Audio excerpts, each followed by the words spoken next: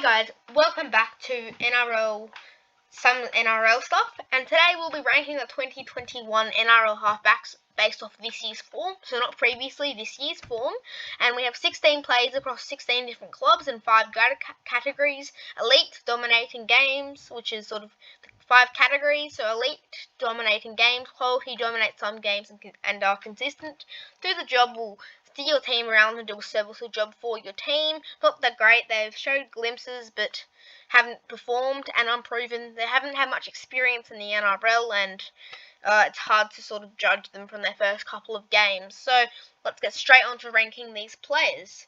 So first off, we've got Adam Reynolds. So in my opinion, this might be controversial, but I don't think he's an elite player. I think he's definitely a quality player. He broke the record on the weekend for the most capped Rabbitohs point scorer in the history of the club, which is impressive, but I just still don't think he's up there with Clearys and stuff. So I think it's fair to put him in the quality section. And he's going to the Broncos next year, so hopefully he can reshape the roster and get things moving. Our next player is Ben Hunt. So interesting with this one, this might be a bit controversial as well, but his last standout performance was really in Maroons Game 3 where he scored 2 tries. That's sort of a game where I'm like, oh yeah, he played awesome. Like, he nearly carried the team. But we're talking about club level and this year. So this year, I don't think he's had any standout performance, to be honest, apart from the Maroons game. But he plays for the Dragons in club, not Maroons. So I think it's fair to put him in the do the job category this year.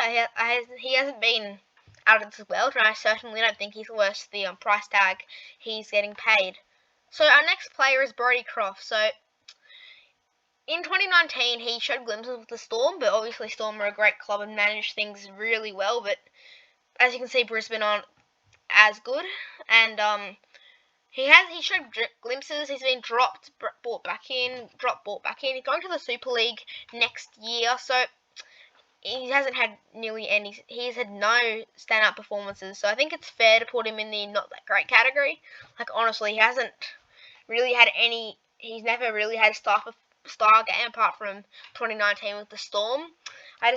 This year, I really just don't think he's lived up to his potential.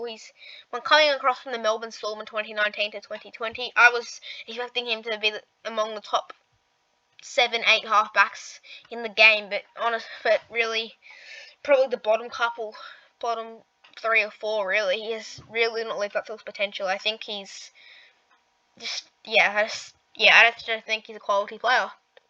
Our next player is Chatty Townsend. So, interesting with him, he's on loan to the Warriors and obviously going to North Queensland for massive money. Interesting to see what they do there. They already have Scott Drinkwater and Dearden signed, so they'd probably move Drinkwater to 1 and Holmes to 2 and Chad to 7. So anyway, we're a bit off task, but I don't think Chad Townsend's a quality player, honestly. I think he's a do-the-job player. Definitely not better than Ben Hunt, I don't think. Just, Chad Townsend's one of those players where you think back and say, when was the last game that Chad Townsend had an awesome game and carried the Sharks?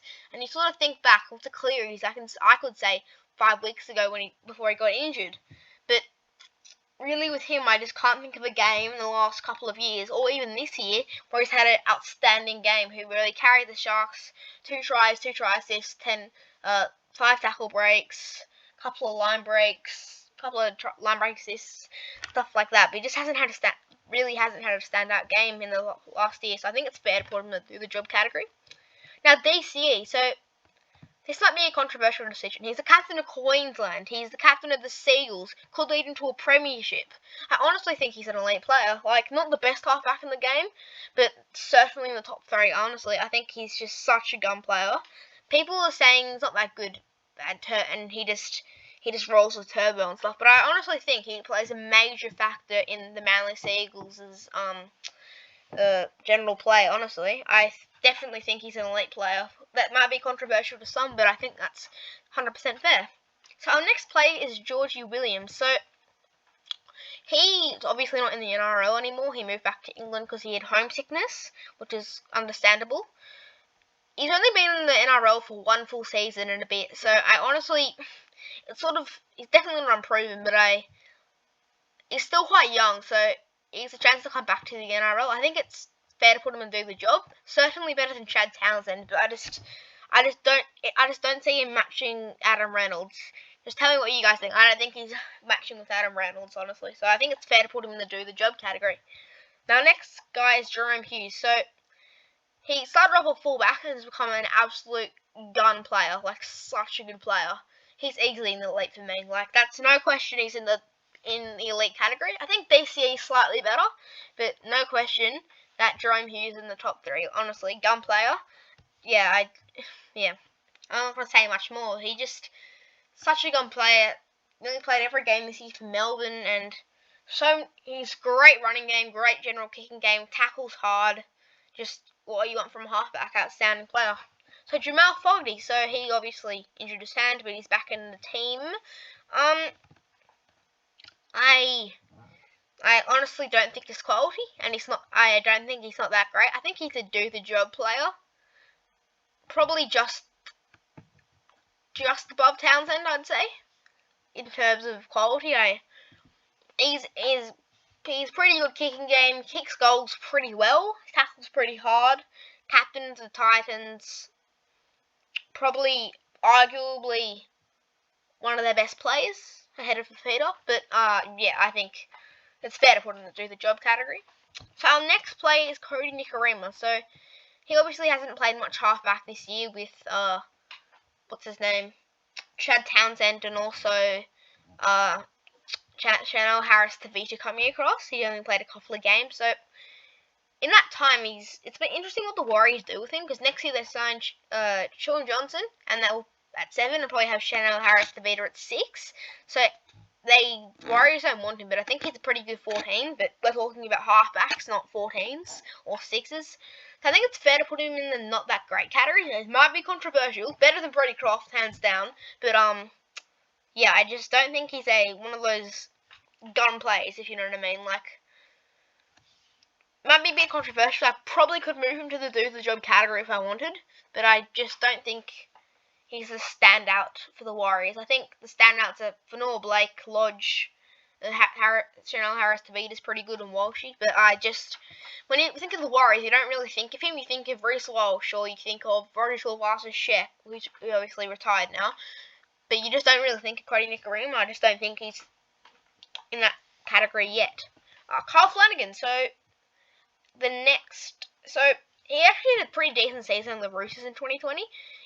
If he was 2020, I'd probably put him in the do the job category, but he's only played like 7 games, and all those games have been pretty poor. So I think I'm going to put him ahead of Brodie Croft, because, but Carl Flanagan, he kicks goals pretty decently. He's a general decent kicking game, but just makes so many errors and missed tackles. You can't have that as a halfback, and also at first grade. So I just don't think he makes the cut for do the job or quality. Definitely not elite. So I think that's pretty fair to put him in the not that great category. He's been in the NRL for 3 or so seasons now, 4 seasons. So I think he's not experienced, but well experienced enough to not be unproven. So our next player is Luke Brooks. So this might be a little bit of a controversial decision, but come on. Everyone's saying that he sucks. I personally think he's not that bad. It's interesting. He'd probably be the best if not that great, or do the job. I think when you think of the Tigers, you think of Laurie or Dewey. That's who I think of. Not really Brooks. So this might be a little controversial, but I'm going to put him in the not that great. Actually, I'm going to put him in the do the job category. I think Chad Townsend's slightly better than him, but I think a bit unfair to put him in not that great category. He's a veteran. He's played 10-12 years. Not a gun, obviously, but he'll do the job for your team, I think. Now, next one is Michael Morgan. So he obviously retired from the NRL already. Played 2 games before having a shoulder injury and retiring due to that. Bit unfair to judge him this year, but he's obviously... A couple of years ago, I would have put him in quality or even elite. He was killing it, but he sort of fell apart ever since JT's left. I think he's only played 2 games, so it's a bit unfair to judge him, but if I had to, I'd I put him in the do the job category. Behind Brooks, probably because he only had 2 games, but just he's played decently. Had decent kicking game, decent running game, decent tackling game. But I just don't think he's among the quality halfbacks, and he's only played 2 games, like I said, so it's a bit hard to judge him off those stats. But if I was, I'd probably put him in do the job category. So our next player is Mitchell Moses. So he's another really big factor of the Eels. So he's great kicking game, has a decent tackling game, good running game, kicks for them, kicks everything, and every try they're a part of, he's in it some way, shape or form. So I think he deserves to be in the quality list. Adam Reynolds certainly better than him, but he's probably among the top 4 or 5 players. So our next player here is Mitchell Pearce. So he's obviously been around the NRL for a long time, a veteran. He's a good player, but I'm sort of thinking between quality and do the job. He told that his pec at the start of the year and was out for 15 or something weeks, crazy. I don't think it's quality. I think it's pretty fair to put him in do the job category. Better than Ben Hunt, I think, but he's a veteran, but I just don't think I'd put him in the quality section. I don't think. I think he's getting older and things just aren't working for him, so I just don't think he's a quality player anymore. He was a couple of years, like when he was with the Roosters 4 or 5 years ago, but it's getting too old. Cleary, so we don't even need to talk about this one. Let's put him there. Anyway, I want to say he would get the Dally M if he didn't get injured, but Turbo looks to be getting that. But I think hands down the best halfback in the game. So our next one, I'm not going to talk anything about him because you guys already know how good he is in general play. He's so he's a part of all the Panthers set plays, great kicking game, kicks for them, really good tackling game, really good running games, averages like 4 tackle breaks a game, a line break, scored nearly 10 tries, I think, which is pretty good considering he's only played around 15, 14 games for a halfback. So I think, I just don't want to talk anything more about him, but definitely an elite player.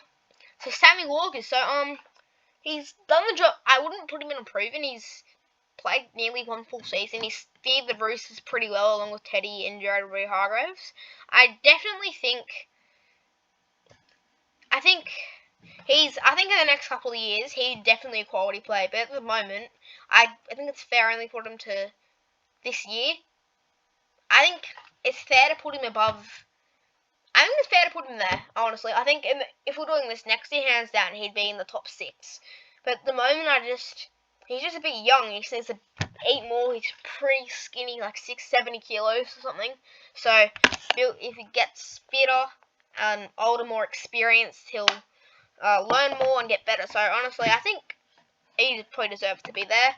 Honestly, next year he'd be in the quality section, hands down, if he plays like he is now, and even better. So, guys, I hope you enjoyed this video. I think this is a pretty fair assumption of the best halfbacks in the game. Let me know in the comment section what you think. I'll catch you guys later. Please like and subscribe, and comment in the comment section what position you want to play next. See you guys.